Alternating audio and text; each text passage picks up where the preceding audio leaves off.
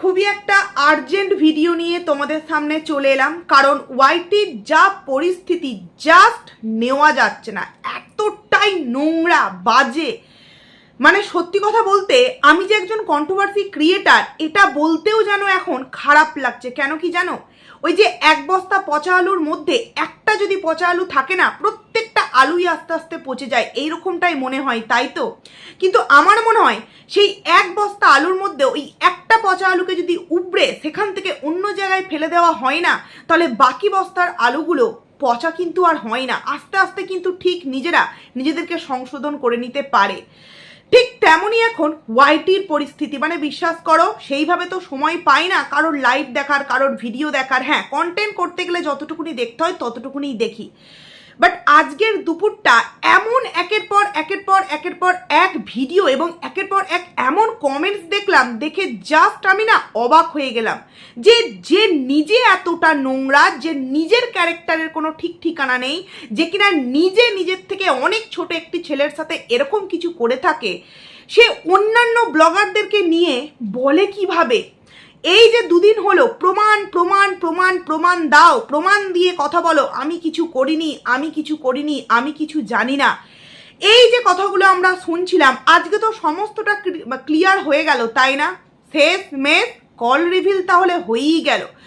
অবশ্যই তোমরা সেই কথাটা শুনতে চাইবে, যেই কথাটার মধ্যে পম বলছে যে হ্যাঁ, এই যে ওয়াইটির যে একজন স্পেশাল দালাল আছে, কোনো রকম কোনো নাম নয়, ভিডিও আমি তাকে নিয়ে করি না, বাট যেগুলো কানে শুনছি, চোখে দেখতে পাচ্ছি, সেগুলো নিয়ে যদি কিছু না বলি তাহলে কোথাও না কোথাও মনে হবে যে আমি তো অনেকটা কিছু না বলে গেলাম, তাই তো অনেক কিছু এড়িয়ে গেলাম, তাই ভিডিওটা করতে বাধ্য হলাম।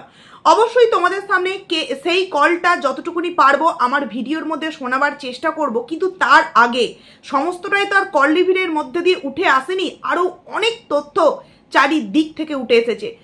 প্রথমেই বলি, হ্যালো আমার প্রিয় পরিবার, কেমন আছো তোমরা সবাই? আশা করছি খুব ভালো আছো, আমিও খুব ভালো আছি। পায়েলস ফ্যামিলিতে নতুন একটি আর্জেন্ট ভিডিওতে তোমাদের প্রত্যেককে কিন্তু স্বাগত জানাচ্ছি, এবং ভিডিওটা দেখার পর অবশ্যই কিন্তু তোমরা তোমাদের মূল্যবান মতামত কমেন্টসের মাধ্যমে জানিও।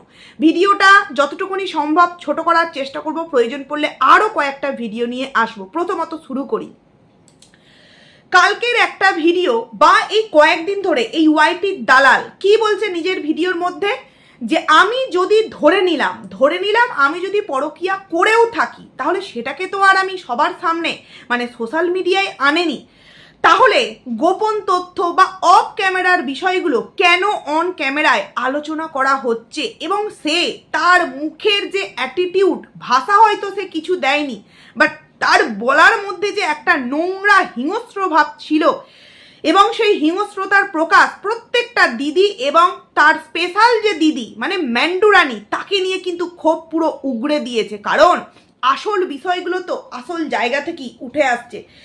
মানে এক্ষেত্রে আমি বলতে বাধ্য হব, যারা ম্যান্ডি লাভার, যারা ম্যান্ডিকে সাপোর্ট করো, একটু থামলে, কারণ এও কিন্তু বিষধর একটা জিনিস, যখন যাকে একদম চেষ্টা করবে না, জাস্ট এক ছোবলে কিন্তু ছবি করে দেবে।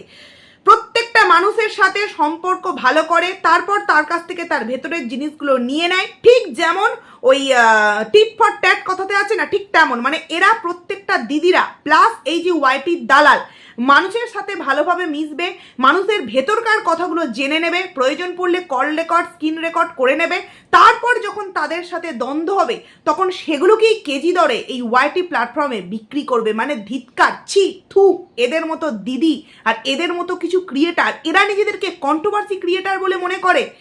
মানে বলছে যে ধরে নিলাম আমি পরকীয়া করেছি, কিন্তু আমি সেটা তো আর সোশ্যাল মিডিয়ায় আনিনি। আরে বাবা, এতদিন আমরা অনেক ব্লগারকে নিয়ে এমন অনেক তথ্য তার মুখ থেকেই শুনেছি, তার মুখ থেকেই জেনেছি, যার কোনো বাস্তব প্রমাণ বা ভিডিওর মধ্যে কিন্তু ছিল না। তাহলে সে সেই কথাগুলো কোন সেন্সে বলেছিল? সেগুলোও তো অফ ক্যামেরার বিষয় ছিল। এই যে ম্যান্ডি কার সাথে কি ফুলসজ্জা করেছিল, তার সিঁদুর এই অবধি লেগে গেছিল, ছেলেটির পাঞ্জাবিতে লেগে গেছিল, এই কথাগুলো আমরা ভিডিওর মাধ্যমে দেখিনি। কোথা থেকে জানতে পেরেছিলাম? এই দালালের ভিডিও থেকে। এই দালাল যখন এই ম্যান্ডির সাথে একটা মানে হিংসাত্মকভাবে ভিডিও করছিল আজ থেকে কিছু বছর আগে, তখন কিন্তু তার ভিডিও থেকে এগুলো রিভিল হয়। কণিকা উজ্জ্বল তাদেরকে নিয়ে যখন কন্টিনিউ প্রতিনিয়ত সকাল দুপুর বিকাল এইভাবে ভিডিও করতো, তখন যৌবনের এডিট করা থেকে আরম্ভ করে বাড়িতে কোনো গেস্ট এলে তার সাথে সম্পর্ক লিপ্ত করে দেওয়া থেকে আরম্ভ করে বাড়ির বাচ্চা থেকে আরম্ভ করে বাড়ির ননদ, চামড়ার ব্যবসা, এগুলো কি ও কোনো ভিডিওর মধ্যে দেখেছে? এগুলো কোনো ভিডিওর অংশ ছিল? তারপরেও তো সেগুলোকে সোশ্যাল মিডিয়ায় আলোচনা করেছে, এমনকি জোর গলায় বলেছে যে সে যেটা বলছে একদম 100% সঠিক। আর সে এই জোরটা কোথা থেকে পেয়েছে জানো? কিছু ভিউয়ার্স আছে যারা এর মতো মেয়েকে প্রতি মুহূর্তে সাপোর্ট করে যাচ্ছে। আমার আজকে খুব ভালো লাগছে যে সেই সমস্ত ভিউয়ার্সরা যারা কিনা ওর কালকের ভিডিওতে পর্যন্ত কমেন্টস করেছে, খুব ভালো করেছো, এর একটা বিহিত হওয়া দরকার, এর একটা ফলাফল পাওয়া ওদের দরকার, ওরা খুব বার বেড়েছে। আরে বাবা, বারটা কে বেড়েছিল? এ যেভাবে প্রতিটা মানুষকে নিয়ে call record, screen record, call record, voice record, screen chat, WhatsApp chat, সমস্ত কিছু একের পর এক রিভিল করা ওয়াইটির কোনো ক্রিয়েটার এইভাবে রিভিল করেছে? কালকের ভিডিওতে আমি তোমাদের কাছে বলে গেছি আমি এতটুকুনি একটা কন্ট্রোভার্সি ক্রিয়েটার। কালকে আমি তোমাদেরকে ভিডিওতে বলেছি, এমনকি টাইটেল থাম্বনেলে দিয়েছি যে এমন কিছু বিষয় আছে যেটা খুব তাড়াতাড়ি কারোর না কারোর মাধ্যমে রিভিল ওয়াইটিতে হবেই হবে। আজকে হয়ে গেল তো রিভিল। কারণ কালকের ভিডিওতেই বলেছি যে কোনো কন্ট্রোভার্সি ক্রিয়েটার এখনো পর্যন্ত ওয়াইটি প্ল্যাটফর্মে এই গোপন কল রেকর্ড আউটবাস্ট করেনি, বাট ভেতরে প্রত্যেকটা কন্ট্রোভার্সি ক্রিয়েটারের কাছেই সেই কল রেকর্ড কিন্তু চলে এসেছে। নিজের কানে শোনা, নিজের কানে খুব ভালো মতো শোনা যে ঠিক কী আলাপ আলোচনা এবং ঠিক কথা সেইখানে ছিল, যেই কারণেই প্রমাণ হয়তো ওয়াইটির কেউই এই সোশ্যাল মিডিয়ায় নিজেদের ভিডিওর মাধ্যমে দেয়নি, বাট প্রত্যেকটা ক্রিয়েটার কিন্তু জোর গলায় গলা উঁচু করে এই কথাটা বলছিল। কারণ কি, তাদের প্রত্যেকের কাছে, এমনকি আমার প্রত্যেকের কাছে কিন্তু একটু হলেও কিন্তু প্রমাণ ছিল। সেই কারণেই কিন্তু এত জোর গলায় আমাদের মতো কন্ট্রোভার্সি ক্রিয়েটাররা বলতে পেরেছিলাম। বিশেষত আমি একে বা এদেরকে নিয়ে এই বিষয়ে সেইভাবে কোনো ভিডিও করিনি, কিন্তু কালকের ভিডিওতে যেহেতু জেনেছি শুনেছি সেই কারণে কালকের ভিডিওটা করেছিলাম। আর আজকের ভিডিওতে মুখের ভাষা এইবার একটা কথা আমি না বললেই পারছি না। তোমরা প্রত্যেকেই মাম্পিকে চেনো, ডিম্পি লাইফস্টাইলের মাম্পি। তার কিছুদিন আগেই একটা দুর্ঘটনা ঘটে, খুবই একটা খারাপ দুর্ঘটনা ঘটে। মানে গুড নিউজটা আমাদের সামনে উজ্জ্বলভাবে দিয়েছিল, বাট প্রত্যেকটা ক্রিয়েটার আমরা বুঝতে পেরেছিলাম। তার কিছুদিন পরেই কিন্তু একটা ব্যাড নিউজ আমাদের সামনে কিন্তু তার তরফ থেকে আসে।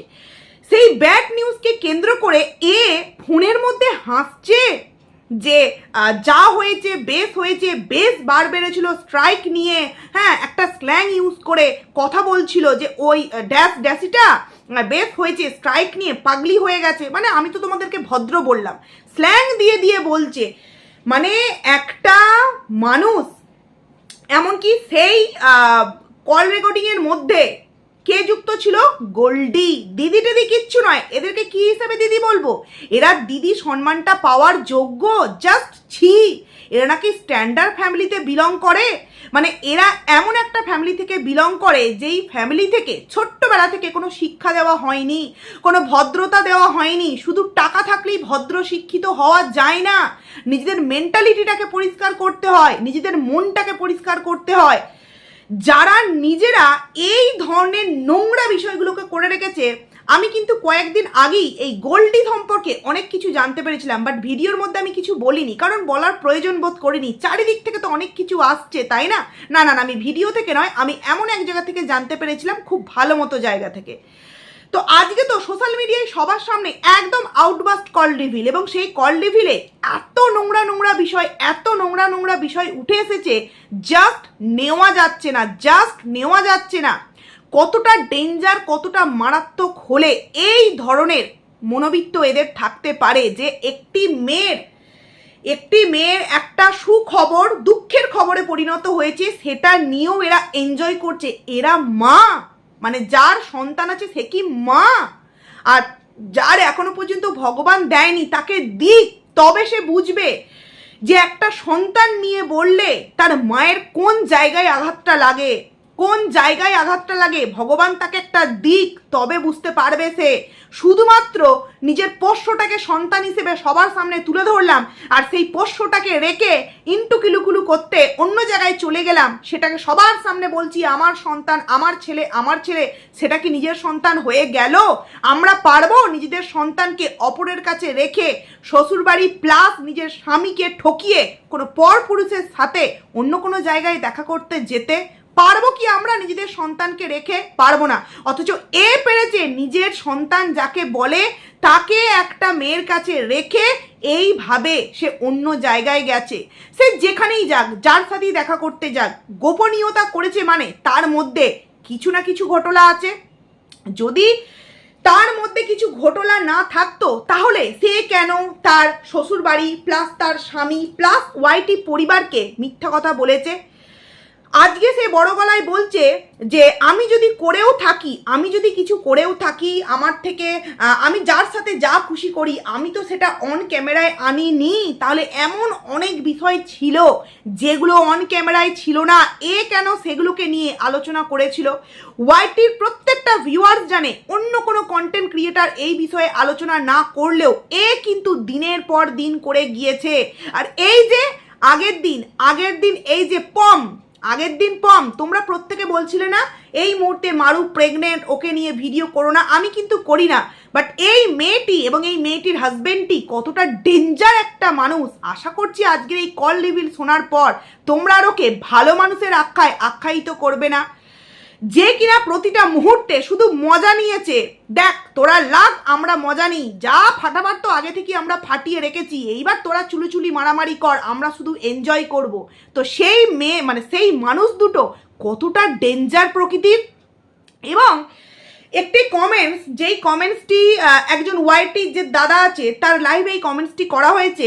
একজন ভিউয়ার, সে কিন্তু ফ্রান্সে থাকে, সে এসেছিল এবং একটা কমেন্টস সবার কাছে ঘুরছে যে 28 তারিখ থেকে 4 তারিখ মানে 28 ফেব্রুয়ারি থেকে 4 তারিখ মার্চ মাসের 4 তারিখ অবধি বোতল যে ছিল না, মানে এই যে ওয়াইটির দালাল যে ছিল না, এটা কিন্তু সবার কাছে এখন পুরোপুরি জানা হয়ে গিয়েছে এবং একটা কমেন্টসের মাধ্যমে আরও খুব ভালোভাবে বোঝা গিয়েছে। যিনি কমেন্টস করেছেন উনি নাকি ফ্রান্সে থাকে, ইন্ডিয়াতে এসেছিলেন এবং 5 তারিখ একটা বিয়ে ছিল ওই ঠাকুরনগরে। বিয়ে বাড়িতে গিয়ে উনি দেখা করতে যান এই দালালের সাথে এবং সেখানে গিয়ে দালাল দেখে তো অবাক, বলে যে তুমি আমায় ফোন করে তো আসতে পারতে। তখন তিনি বলে যে তোমার ফোন তো 3 দিন সুইচ অফ ছিল, তোমায় ফোন করেছি, তোমায় পাইনি, তো তোমাকে তো দেখলাম তুমি ওই মারুর বাড়িতে গিয়েছিলে। তখনও বলে না আমি মারুর বাড়িতে নয়, আমি এখানেই ছিলাম। বাট তার কোথাও না কোথাও একটা রহস্য লাগে। এবং তার থেকেও বড় কথা, সে যখন তার ওই একজন রিলেটিভ মানে এই দালালের রিলেটিভ আছে তাদের সাথে খুব ভালো সম্পর্ক, সেই সম্পর্ক থেকে আরও অনেক কিছু তথ্য জানতে পারে যে তাদের পরিবার একদমই ভালো নয়, প্রচণ্ড পরিমাণে মানে কি বলবো, বোন বলো, ওর যে আরেকজন বোন সে বার ডান্সার, আর একজন যে আছে, মানে প্রত্যেকটা মানুষের নামে শুধু নিন্দা আর নিন্দা। প্লাস তিনি এটাও জানান সেই কমেন্টসের মাধ্যমে যে এই যে বাড়ি ছেড়ে ফ্ল্যাটে যাওয়ার যে একটা গল্প আমরা যেটা প্রত্যেকে বুঝতে পেরেছিলাম এবং এই যে মেয়েটির নামে মানে তার যে একটা দুঃসংবাদ আমরা পেয়েছিলাম, সে কিন্তু অনেক রকম ভিডিওতে বলেছিল একসাথে যেতে দেখা গিয়েছে, কারণ তার সেখানে কিন্তু চেনা পরিচিতি ছিল বা তার সেখানেই বাড়ি, হয়তো এই মুহূর্তে ঠিক মনে পড়ছে না। তো এক্ষেত্রে এই কমেন্টসটার মধ্যে জানা যায় যে তার গ্রাম থেকে নাকি বলেছে এই যে কিছুদিন আগে ফ্ল্যাটে চলে গিয়েছিল, এটা পুরোপুরি ভিতরকার একটা নিজেদের মিলিত প্ল্যান। এই প্ল্যানের মধ্যে তার হাজবেন্ডও জড়িত এবং সেই ফ্ল্যাটে তার হাজবেন্ড কিন্তু ওখানে গিয়ে থাকতো। তাহলে বুঝতে পারছো কতটা ডেঞ্জার এবং কতটা মারাত্মক লেভেলে গিয়ে এই নোংরামো করেছে ভিউয়ার্সদের সাথে, শুধুমাত্র টাকা কালেক্ট করবার জন্য এইভাবে মানুষকে মিথ্যে কথা বলে নিজেদের পারিবারিক নোংরামো, দ্বন্দ্ব, কেচ্ছা, কেলেঙ্কারি ওয়াইটিতে এনে শুধুমাত্র টাকা ইনকাম করেছে। আমরা যেই দেনানদেন দেখতে পেলাম, এই যে রান্নাঘর, এই যে এই হলো, এই যে ফোন কিনলো, এই যে ঘুরতে গেল, সমস্ত কিছুর পেছনে ছিল একটা গল্প যে ভিউয়ার্সদেরকে বোকা বানাতে গেলে গল্প রচনা করতে হবে, কারণ এখনকার ভিউয়ার্সরা পারিবারিক কেচ্ছা কেলেঙ্কারি এগুলো দেখতে দারুণ দারুণ কিন্তু মজা পায়। আর কেনই বা তারা দেখবে না? সোশ্যাল মিডিয়ায় যদি কোনো ক্রিয়েটার তার পারিবারিক দ্বন্দ্ব বা পারিবারিক বিচ্ছেদটা তুলে ধরে, তারা তো সেটা যেটা টিভি সিরিয়ালে দেখে অভ্যস্ত, সেটা ওয়াইটির কোনো ব্লগারের কাছ থেকে দেখতে পাচ্ছে, তারা কেনই বা দেখবে না, কেনই বা ইন্টারেস্ট প্রকাশ করবে না, তাই তো? কিন্তু সেই জায়গায় আমরা এতদিন যেই ঘটনাগুলো দেখেছি, এই ম্যান্ডি বলো বা আদার্স যাদের বলো, সেগুলো কিন্তু সত্যি ছিল ঝগড়া অশান্তি। শুধুমাত্র একজনকার ক্ষেত্রেই নাটকীয়তা বুঝতে পেরেছিলাম, সেটা হচ্ছে এই যে কিছুদিন আগে কণিকার ননদদের সাথে কণিকার একটা অশান্তি, এটা আমার কাছে নাটক বলে মনে হয়েছিল এবং তখন কিন্তু ভিডিও করেছিলাম। আর এক্ষেত্রে এই যে দালাল, সে নাকি মিলিত প্ল্যান করে নিজের বাড়ি থেকে ফ্ল্যাটে গিয়েছিল এবং তার প্রমাণ কিন্তু এই ভিউয়ার্সটা তার কমেন্টসের মাধ্যমে দিয়ে গেছে যে সে যখন এবছরে এসেছিল সেই গ্রাম থেকে অনেক তথ্য নাকি জানতে পেরেছে, যেটা সেই কমেন্টসের মাধ্যমে উনি আর লিখে উঠতে পারেনি। একটা বিশাল বড় কমেন্টস শুধু এইগুলোই বলেছে যে সে যে ছিল না, তার কাছে একটু রহস্য বলে মনে হয়েছিল যে তুমি যদি কারোর বাড়ি যাও ফোনটা কেন সুইচ অফ থাকবে।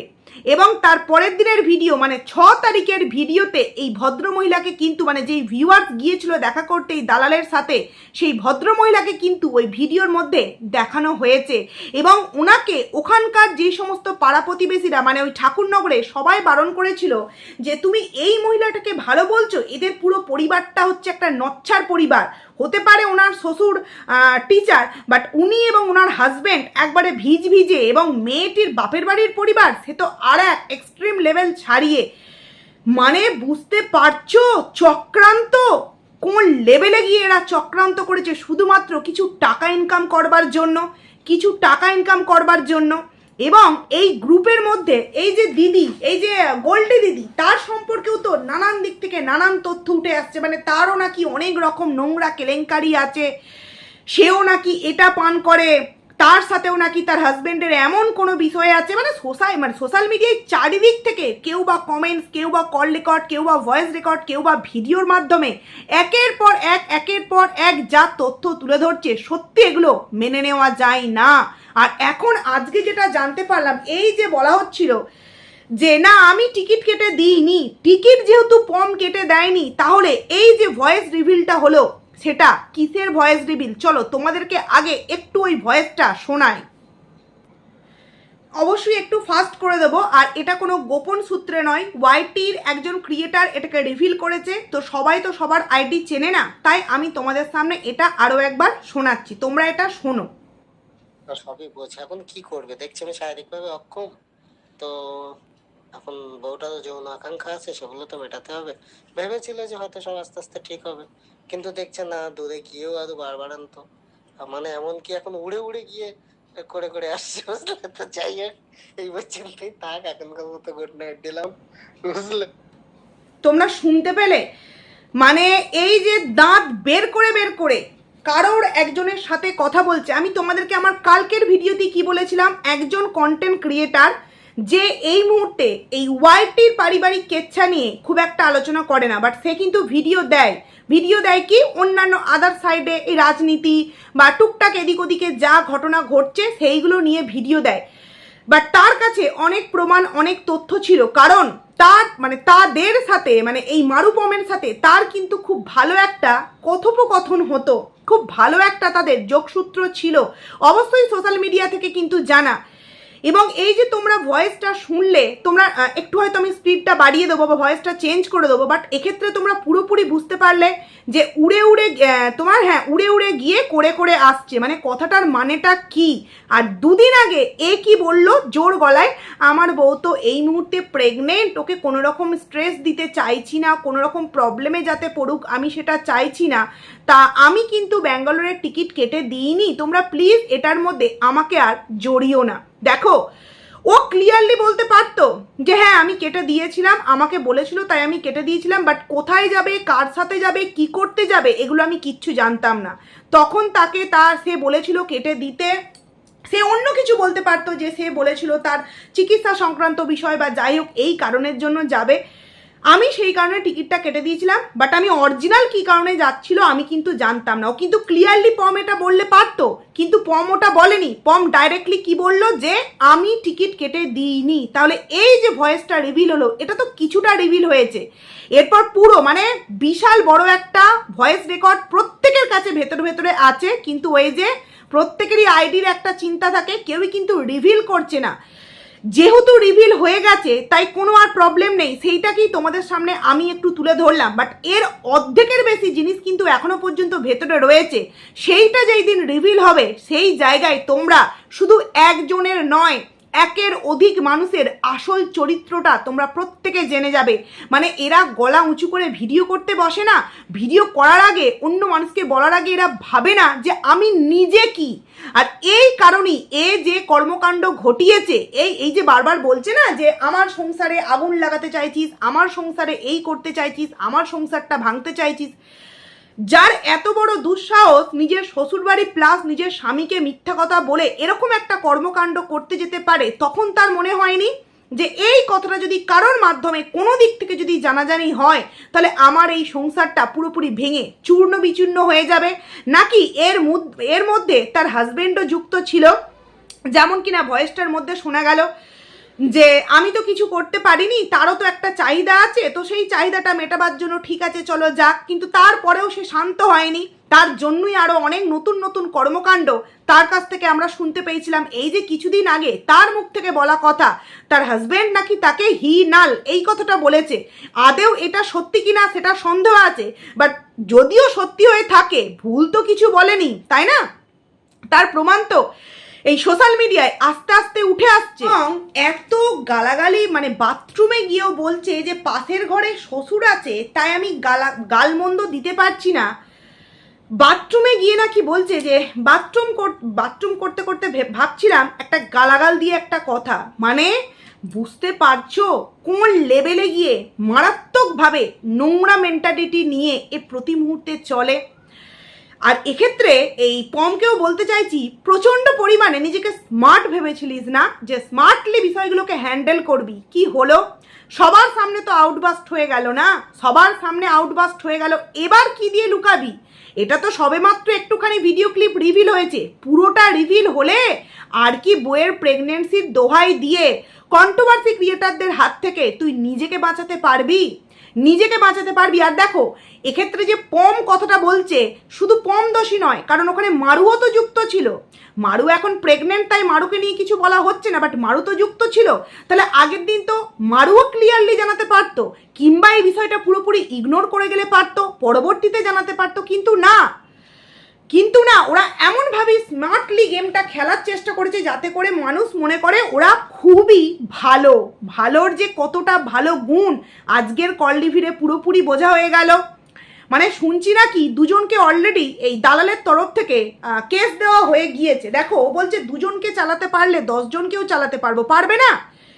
মানুষের কাছ থেকে কিউআর কোড দিয়ে টাকা তুলেছে, আর তারপরে মিথ্যে স্বামী স্ত্রীর সংসার ভাঙার অভিনয় করেছে, সেই দিয়ে তো অনেক টাকা তুলেছে। তো সেই টাকা দিয়ে এখন লড়ার ক্ষমতা আছে, আর কিছু তো ভিউয়ার্স এখনো আছে, হ্যাঁ তুমি লড়ো আমরা পাঠাবো।